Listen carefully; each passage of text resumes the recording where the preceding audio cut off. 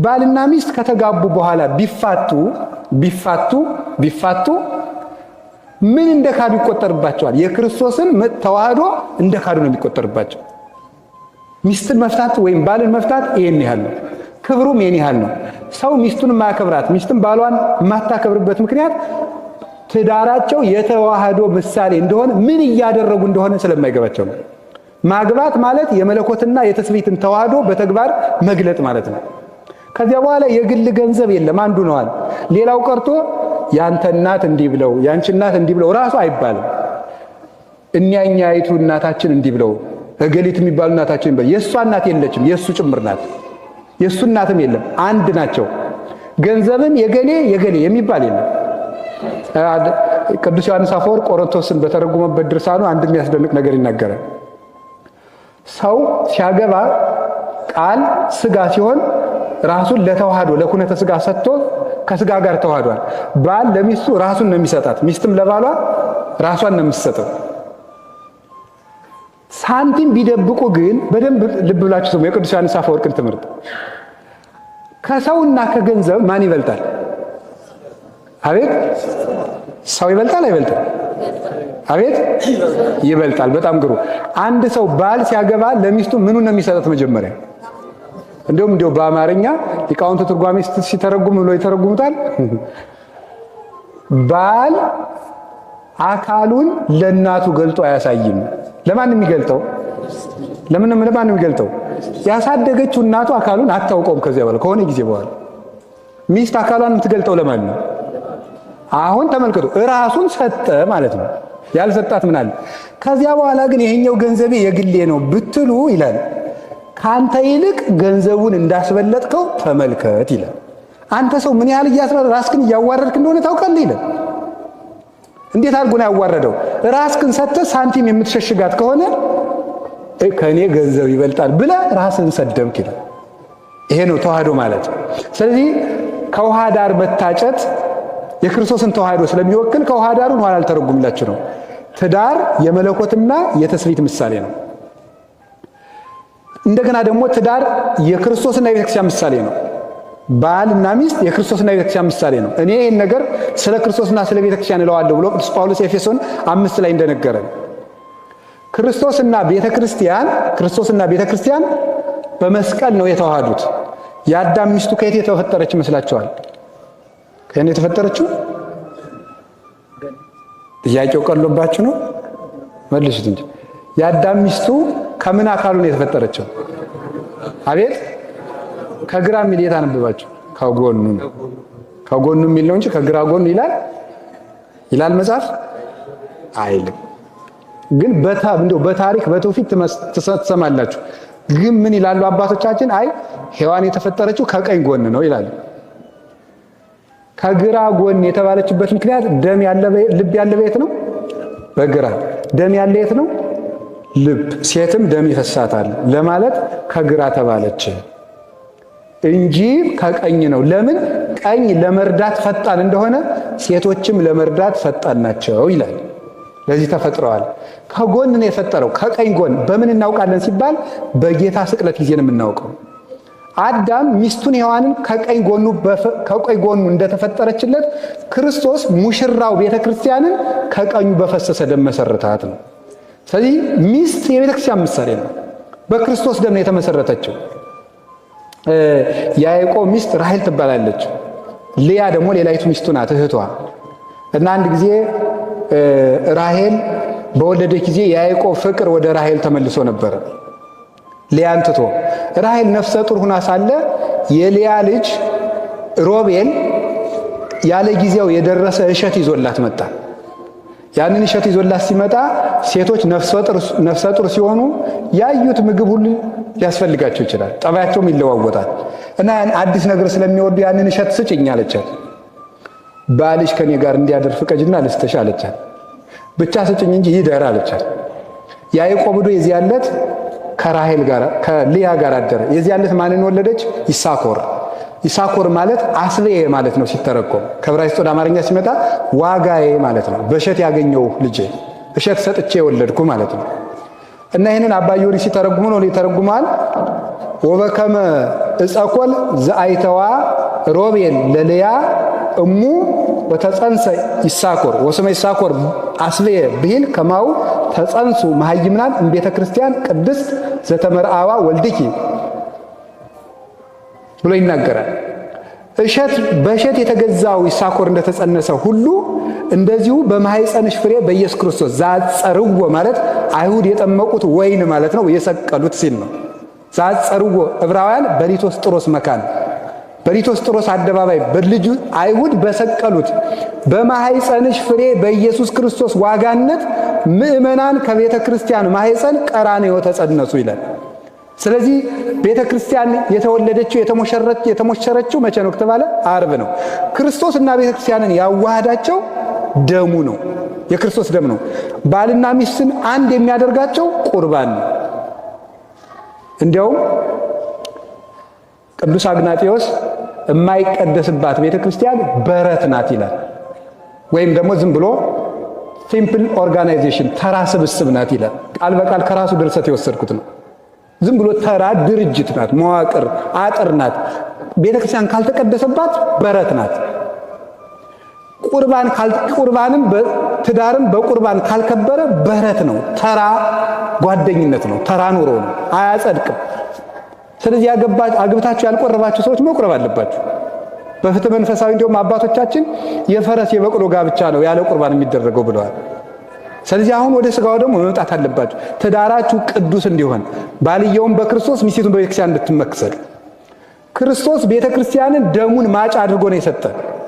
ቅዱስ ያሬድ በዝማሬው ሕጽያ ለቤተ ክርስቲያን ይለዋል። ደሙን የቤተ ክርስቲያን ማጫዋ ጥሎሿ ደም ነው ይላል። ባል ለሚስቱ ቀለበት አስሮ ቀለበት ወርቅ ጥሎ ያገባታል። ክርስቶስ ግን ለቤተ ክርስቲያን የሰጣት ጥሎሽ የገዛ ደሙ ነው ይላል። ይሄ ማለት ባል ለሚስቱ እስከ መጨረሻው ራሱን ይሰጣል ለማለት ነው። የቤተ ክርስቲያን የክርስቶስ ድርሻው ምንድን ነው? በደንብ ስሙ። የክርስቶስ ድርሻው ያላገባችሁ ሁሉ ስሙ። ተፋታችሁ ኋላ ሳይገባችሁ አግብታችሁ ተፋታችሁ ከምናገኛችሁ ዛሬ ብትሰሙ ይሻላል።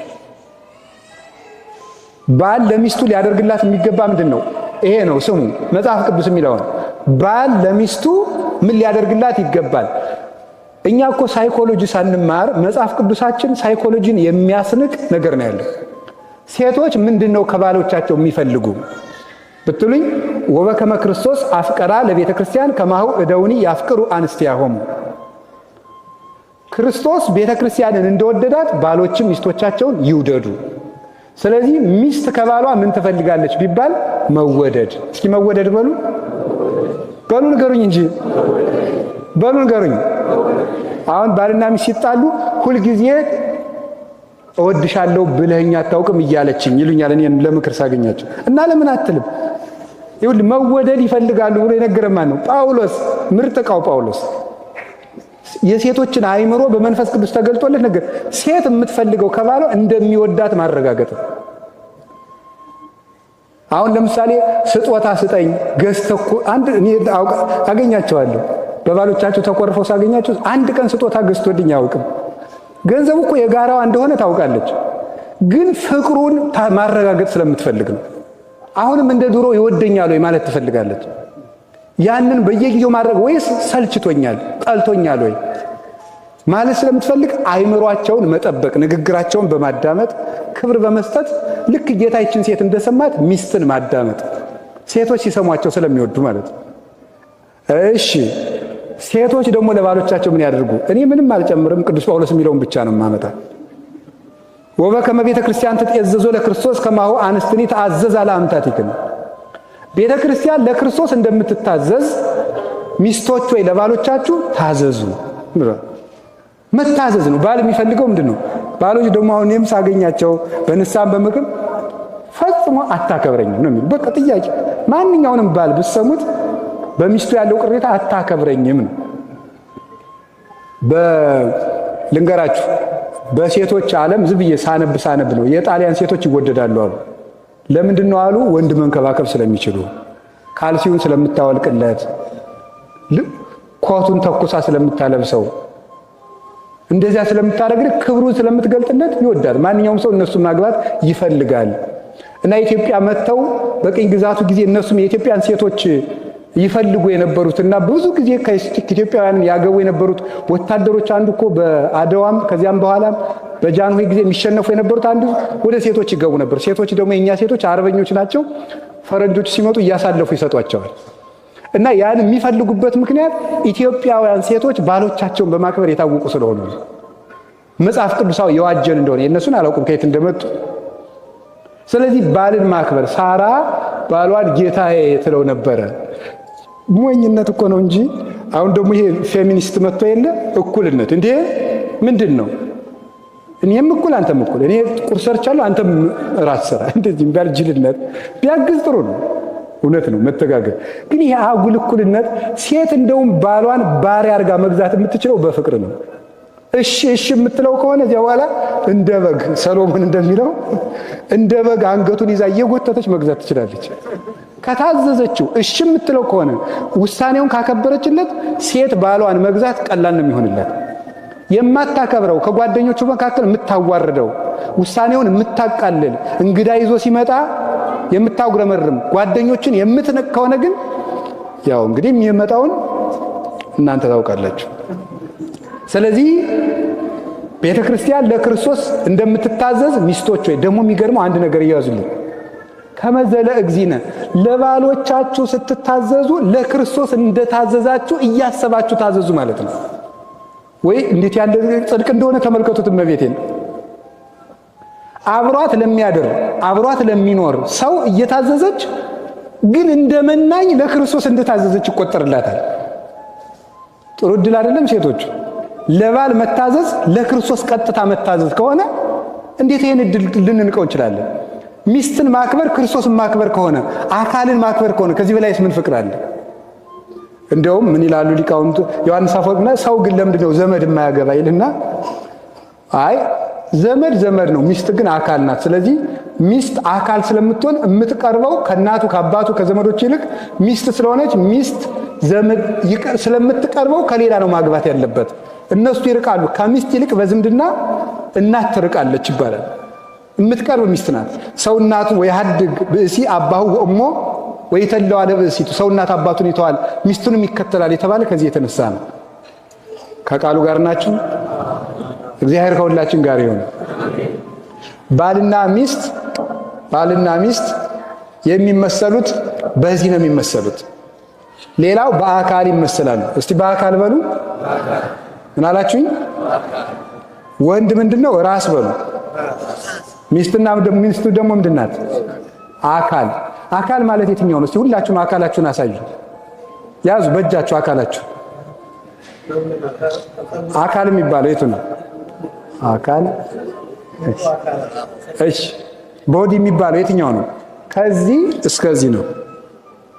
እኔ እንደውም አንዳንድ ጊዜ ይገርማል። ለካ ያቺ ቦዲ የምትባለው ልብስም በዚያ ነው መሰል ይወጣላል። ከዚህ እስከዚህ ናት። አያችሁ? እና አካል የሚባለው ከዚህ እስከዚህ ያለው ነው። አካል ይባላል።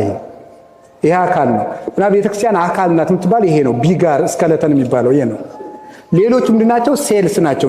እነዚህ ህዋስ ነው የሚባሉት። እጅ፣ እግር፣ ፀጉር፣ አይን፣ አፍንጫ እነዚህ ህዋስ ነው የሚባሉት። አካል የሚባለው ግን ይሄ ነው። አሁን አንድ ራስ አለ፣ አንድ አካል አለ። መሀል ላይ ምን አለ? አንገት። ስንት አንገት ነው ያለው? አቤት። እሺ ስንት ራስ አለ? ስንት አምላክ አለ? እሺ ስንት አካል አለ? ስንት ቤተክርስቲያን አለች? ስንት አንገት አለ? ስንት ሃይማኖት አለ? አንገት ሃይማኖትን ነው የሚወክለው ማለት ነው። አንገት ሃይማኖት አራይ ክኒ እህቴ መርአት በሃቲ ንብረተ ክሳድኪ ይላል መኃልየ ዘሰሎሞን ላይ። የንጉሥ ዳዊት ልጅ ሰሎሞን ሲናገር በመኃልየ ዘሰሎሞን እህቴ ሙሽራዬ በአንዲቱ የአንገትሽ አቀማመጥ አሳዘንሽኝ ይላል። በአንዲቱ የአንገትሽ አቀማመጥ ማለት አንገታችሁን እንዲህ ብላችሁ ሳትሉ 3 ቀን መቀመጥ ትችላላችሁ። በአንዲቱ የአንገትሽ አቀማመጥ አሳዘንሽኝ አላት። ከኔ በቀር ሌላ አምላክ አታምልክ የምትለው ናት ይቺ አንድ አንገት የተባለች።